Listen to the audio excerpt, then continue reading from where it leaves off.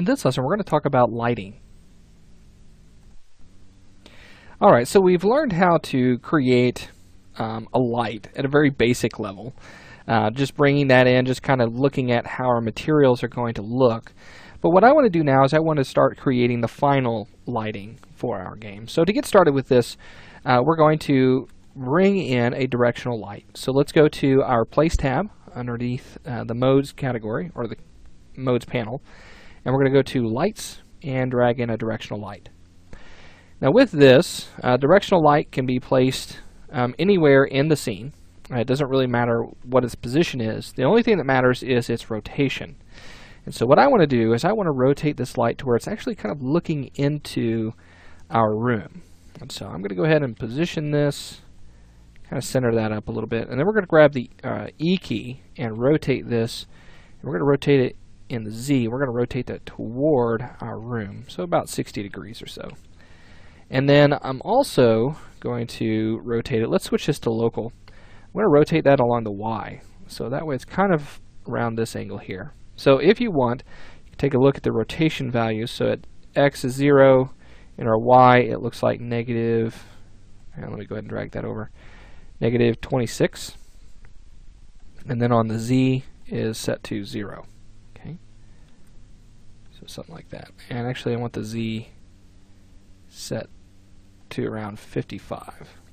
Okay, so something like that. It's going to spill light in across our room. Very, very nice. I like the way that's looking so far.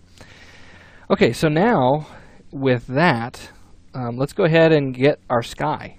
Okay, this can be done very easily by going into our visual category, and we're going to drag in an atmospheric fog. Left click and drag that in, and this will give us a representation of the sky itself. And you'll also notice that it brings in a sun disk. And this is all represented by the direction of your atmospheric fog. So normally what I like to do is I like to match that up with my directional light. So a way that we can do that is by simply selecting the directional light and select the X value under your rotation, hit Control C, go to your atmospheric fog, and then hit Control V on that X. And we'll go to our Y, Control C, paste that into the Y of the atmospheric fog, and then finally our Z, Control C, and then we'll paste that in, Control V. Alright, hit enter on that and that will finalize that. Now I don't really like the overall positioning of that. I want it to seem kind of like it's a morning type of scene.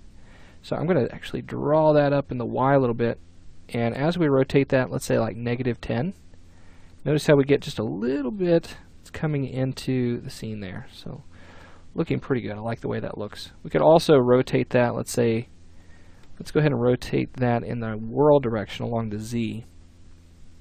Kind of position that a little bit. And then what we'll do is we'll also position that to kind of match on the directional light. So something kind of like that. Alright, very nice. Actually, you know what?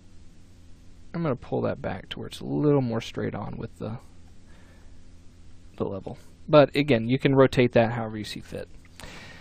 Okay, so now we've got that in. We've got our atmospheric fog in. What do we do now? Well, we can actually change the color of our directional light. So if I double click on that, you'll notice it's set to white. I really don't want that. I really want that to be a little bit more orange.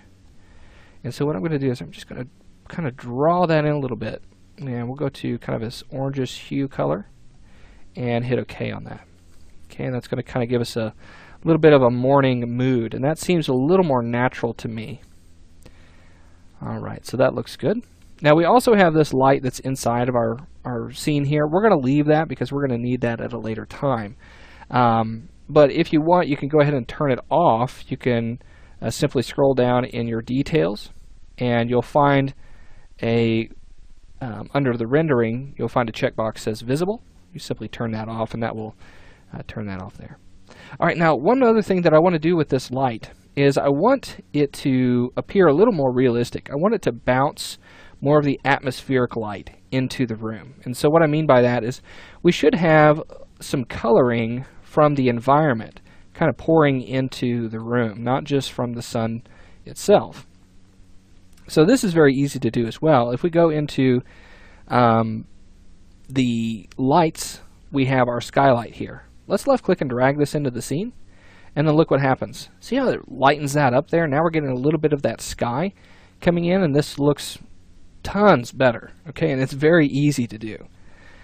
So I'm looking pretty good. I like the way this is looking here. Now you'll notice this little piece right here on the bottom. This is actually being brought in because of the skylight.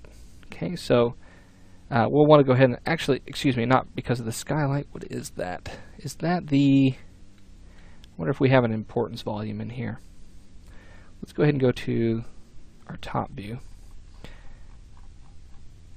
And let's see, let me select that. Okay, yeah, it is because of the skylight. Great. All right. I'm also going to, whenever we do lighting like this, whenever we go to bake light down, we need to create an importance volume, because what we want to do is we want to limit how far that needs to bake, because without it, it's going to take forever to bake out our lighting. And so to do this, we'll go into our volumes. And in here, we're going to find a light mass importance volume. And if you need to, you can drag that out, and you can see that there. We go ahead and pull that back across. And I'm going to drag this into the scene. It's going to come in just kind of like a brush would. We'll go to our top view, and I'm going to center this up. So let's hit F on the keyboard and hit W. And I'm just going to position this over my environment. And you can come in and you can start to adjust its size, things like that. But I'm pretty good with the size of it overall right now. Let's go to our side view, and let me position this up a little bit higher, and then we'll take our height on this to 600. So here you can see that it's engulfing the entire level. Actually, let's go ahead and do 800. So it's engulfing the entire level in all directions, and that's just going to limit what needs to be calculated for our lights. So now that we've added all these lights into our scene, let me go ahead and get back to my world there. Sorry about that. Now that we have all these lights in, let's get rid of this lighting needs to be rebuilt warning. Okay, so to build lights, it's very simple to do. We can come up to our build in the toolbar. Now before we do that, let's come up here and let's take a look at some of our options. We can build lighting only, and usually this will take a little bit of time. And that is all dependent on the quality of lighting that you're going to build. So right now it's set to production. You can set it to preview, and that'll make things look a little bit more down res, but it's going to go much, much faster. And whenever we're just trying to get a look, and we're just trying to work along, just kind of get an idea of what that's going to be like, we'll usually want to set that to preview. Let's go ahead and build that, and this will take just a few minutes. So I'm going to go ahead and pause the video and wait for that to finish. Now whenever you build your lights, what it's going to do is it's going to bake out some light maps. And in this case, everything has baked out. It looks pretty good. Yours may look a little bit different. You may have some shadows that maybe don't look quite as crisp. And the reason for that is maybe because your objects, your static mesh's light map properties are not set quite as high for the light mapping. So what I'm going to do is I'm going to select this floor and show you how that's done.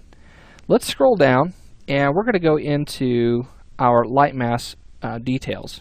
Actually, we need to open it up in the static mesh editor first. So let's double click on that. That will open up our static mesh editor.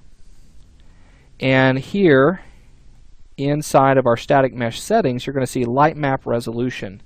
Right now I've set that to 256, just to make that really high res, give it a really nice look there. Normally, we probably wouldn't want to go that high. Usually about the highest we'd want to go is about 128. But seeing how it's such a small project, I'm going to leave it just the way it is.